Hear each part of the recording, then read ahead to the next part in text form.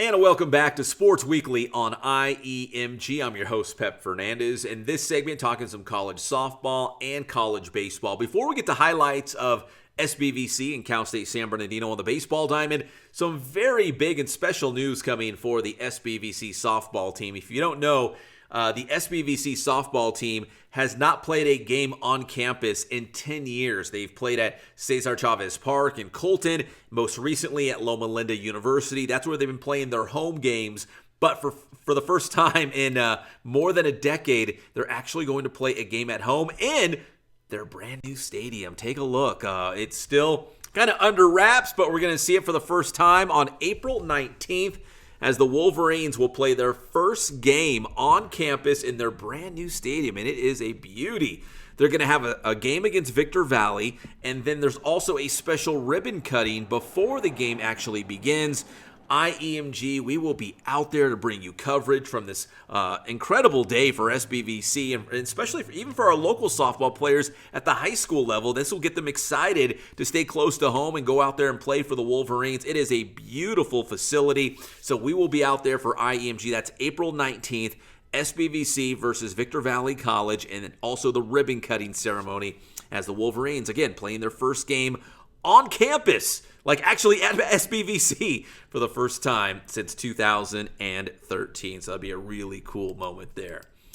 All right, until then, how about some baseball action? We'll keep it at SBVC. The Wolverines taking on, Victor Valley College. In fact, SBVC going for the 3-game sweep against Victor Valley College, and the games were all at SBVC, but Victor Valley this past Saturday, which you're about to see highlights, they were technically the home team for this one, SBVC the road team. So let's go out there. There is head coach Jason Kunis and the Wolverines. As I mentioned, highlights from their Saturday game, and they were the road team. So Victor Valley College wearing the home whites, the Rams, home at SBVC for this one. So their field was not playable. So here we go. And I just wanted to point this out. Check those out. Those are Vans. Yeah, like the skate shoes, but those are cleats. Pretty cool there by one of the Victor Valley players. First inning, the visiting, right? Wolverines up 1-0. Victor Valley gets a run here on that RBI single, so that would tie the game at 1 apiece. Still in the first, Victor Valley adds to a nice clean single through the hole to left field to bring home another run. So 2-1 Victor Valley College Rams. So top of the second, SBVC now is something brewing at the plate. Zach Marquez on second base. Thrown out, though, trying to swipe third and get into a little better scoring position there. The Wolverines would tie the game later in the second when Caleb Castro collects the base hit to center field. Cy Robertson from Citrus Valley High School scores, and we're all tied at 2s in the second inning now.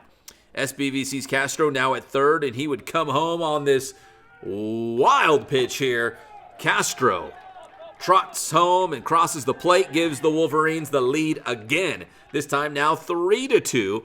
Still in the second, Andrew Griffin lifts a shallow fly ball to center field, but a great play charging in by the center fielder to end the inning. Great play there.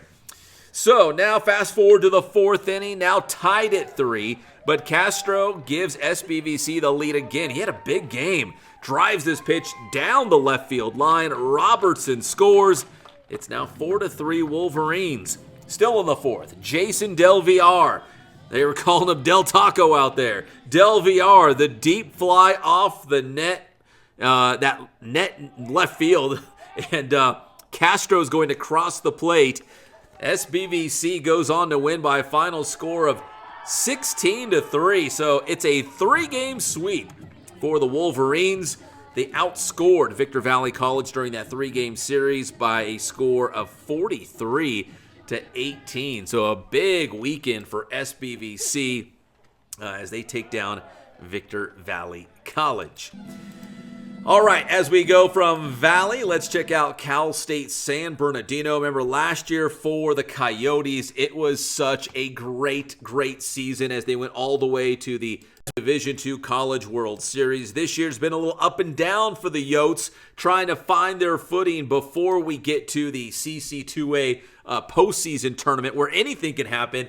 If you're a baseball team, you just got to get hot at the right time, and then you can make a great postseason run. I'm sure that's what Cal State San Bernardino is thinking right now. But Chico State, a perennial power at Division II.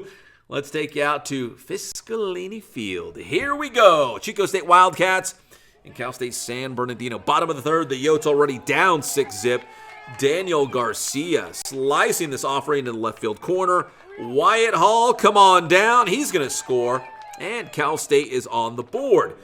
To the fourth, and a beautiful 5-4-3 double play coming up by CSUSB.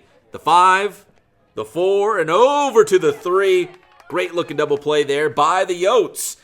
Bottom of the fourth, the Yotes looking for some offense. And how about the All-American, Giovanni Del Negro, smacking the base hit to get on board. Fast forward to the 6th now, still a 6-1 game. Jake Borst at the plate, but not for long. Launches a solo home run right there to left center field. He leaves Fiscalini Field.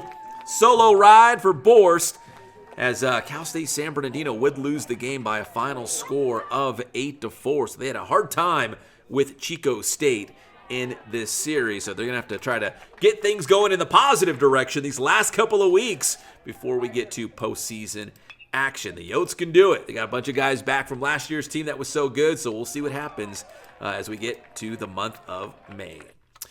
All right, we come back here on Sports Weekly on IEMG. We're going to head out to San Manuel Stadium. The 66ers opening their season against the Visalia Rawhide. We got highlights and interviews coming up next here on Sports Weekly on IEMG.